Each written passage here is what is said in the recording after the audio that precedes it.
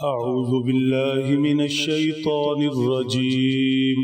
بسم الله الرحمن الرحيم. فبما رحمة من الله لنت لهم ولو كنت فظا غليظ القلب لانفضوا من حولك فاعف عنهم واستغفر لهم وشاورهم في الأمر فإذا عزمت فتوكل على الله إن الله يحب المتوكلين. صدق اللہ العظیم. غزوہ احد کا ایمان افروز ذکر ہو رہا ہے. احد کے معرکہ میں تیر اندازوں کی اجتہادی خطا سے مسلمانوں کی فتح شکست سے بدل گئی. اس کوتاہی پر قرآن پاک میں مختلف مقامات پر تنبیہ کی گئی جو اللہ کی طرف سے صحابہ کرام رضی اللہ تعالی عنہم اجمعین کی تربیت کا حصہ تھا اور یہ ان کا اعزاز بھی. آج جو آیت مبارکہ تلاوت کی گئی اس میں اللہ جل شانہ انہی صحابہ کرام کے حق میں حضور پاک رحمت کائنات جناب محمد الرسول اللہ صلی اللہ تعالی علیہ وسلم سے گویا سفارش فرما رہے ہیں.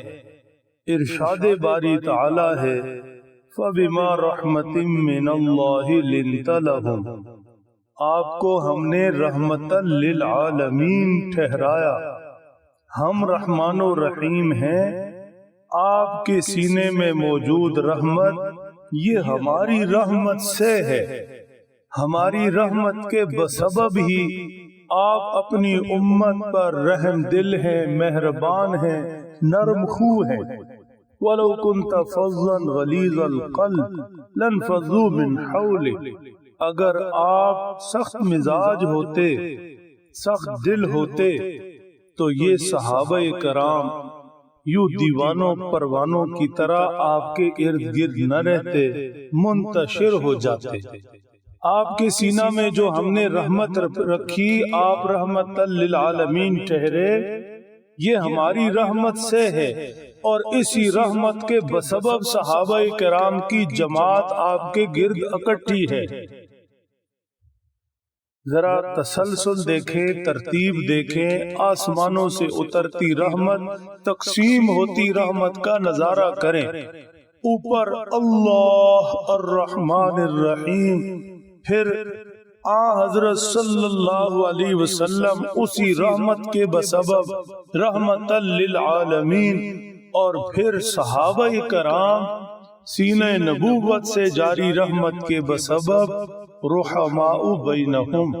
سبحان اللہ. اللہ کی تقسیم پر قربان جائیں.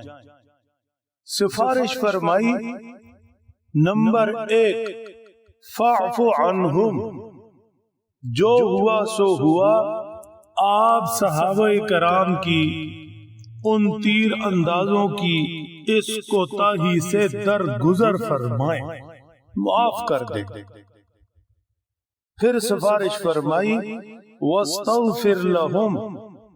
صرف یہ نہیں کہ آپ اپنے دل سے یہ چیز مٹا دیں اور انہیں معاف کر دیں، بلکہ اللہ کے حضور ان کے لیے توبہ بھی کرے، استغفار بھی کرے، اللہ سے سفارش بھی کرے اور ان کے لیے معافی مانگے. یہ محبت کا اگلا درجہ ہے. اور پھر یہی نہیں کہ معاف کر دیں یا ان کے لیے استغفار کرے لیکن آئندہ کے لیے ان سے احتیاط کرے، ایسا نہیں. سفارش فرمائی وَشَاوِرْهُمْ فِي الْأَمْرِ. آئندہ کے لیے آپ انہیں اپنے معاملات میں شامل رکھے، ان سے مشورہ لیں. صحابہ کرام سے مانا کہ خطا ہوئی، مگر ایسی خوش بختی، ایسی خوش نصیبی جو ان خطا کاروں کے حصے میں آئی اس پر باقی امت رشک ہی کر سکتی ہے، باقی امت رشک ہی کر سکتی ہے کہ بھول چوک بھی ہوئی، لیکن اللہ اپنے محبوب سے ان کی سفارش کر رہے ہیں، ان کے لیے ایسے ہی نرم دل رہیے جیسے پہلے ہیں، انہیں معاف کیجئے، اللہ سے ان کے لیے معافی طلب کیجئے اور آئندہ کے لیے بھی انہیں اپنے مشورہ میں شامل رکھیے۔ یہاں مشورہ کی اہمیت بھی واضح ہو گئی کہ حضرت صلی اللہ تعالی علیہ وسلم جن پر وحی اترتی ہے اور آپ عالم الناس ہیں، باوجود اس کے حکم ہے کہ آپ اپنے ماتحتوں سے صحابہ کرام سے مشورہ کریں۔ جہاں صحابہ کرام کا قابل اعتماد ہونا ظاہر ہوتا ہے، وہی مشورہ کی اہمیت بھی سمجھی جاتی ہے، سمجھی جا سکتی ہے، سمجھنی چاہیے۔ جو بھی ارباب اختیار ہوں، ملک کے ہوں یا کسی تنظیم و جماعت کے، کسی ادارے کے یا کسی گھر کے، انہیں اپنے چھوٹوں سے مشورہ کرنا چاہیے۔ اس کی بڑی اہمیت ہے، بڑی فضیلت ہے اور اس کے بڑے دور رس اثرات ہیں۔ ارشاد فرمایا فَإِذَا عَزَمْتَ فَتَوَكَّلْ عَلَى اللَّهِ، مشورہ کرنا آپ کا کام ہے، تدبیر کرنا آپ کا کام ہے، عزم و ارادہ کرنا آپ کا کام ہے اور اس پر نتائج مرتب کرنا اللہ جل شانہ کا کام ہے۔ لہٰذا جب عزم و ارادہ کر لیں، مشورہ سے کسی معاملہ پر پہنچ جائیں، کوئی تدبیر اختیار کر لیں، تو پھر نتیجہ اللہ پر چھوڑ دیں، اللہ پر توکل کریں۔ یہ آئندہ کے لیے ہدایات ہیں۔ اب تو جو ہوا سو ہوا، آئندہ ایسا ہی ہونا چاہیے اور مومن کو ایسا ہی کرنا چاہیے۔ شیر خدا سیدنا حضرت علی المرتضی رضی اللہ تعالیٰ عنہ سے سوال کیا گیا، حضرت یہ عزم کیا ہے؟ فَإِذَا عَزَمْتَ فَتَوَكَّلْ عَلَى اللَّهِ، اللہ فرماتے جز عزم کر لو تو اللہ پر بھروسہ کرو، توکل کرو۔ یہ عزم کیا ہے؟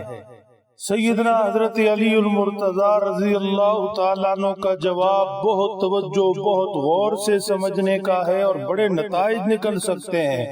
ارشاد فرمایا عزم یہ ہے اہل رائے سے مشورہ کرنا، پھر اس مشورے کی اتباع کرنا۔ مشاورت اہل الرائے ثم اتباعہم، مشورہ کرنا، اور مشورہ بھی جس سے مشورہ کیا جا رہا ہے، جس بابت مشورہ کیا جا رہا ہے، اس کا وہ اہل ہو، اس میں وہ کوئی رائے دے سکتا ہو۔ نہ اہل سے مشورہ نہیں، نہ اہل سے مشورہ تباہی لائے گا۔ اہل سے مشورہ ہو، صاحب رائے سے مشورہ ہو، پھر یہ نہیں کہ مشورہ صرف بطور مشورہ کے ہو، دل رکھنے کے لیے ہو، کرنی اپنی ہی ہو، ایسے نہیں۔ جب مشورہ سے کسی نتیجہ پر پہنچ جائیں اور کوئی فیصلہ کر لیں تو پھر اس مشورے کو ماننا، اس مشورے کے تابع رہنا۔ اجتماعیت کا حسن یہی ہے، اجتماعیت کا راز یہی ہے۔ اجتماعیت سے اثرات ثمرات ایسے ہی مرتب ہو سکتے ہیں اور اجتماعیت باقی بھی ایسے ہی رہ سکتی ہے۔ اللہ سمجھ دیں، عمل کی توفیق بخش۔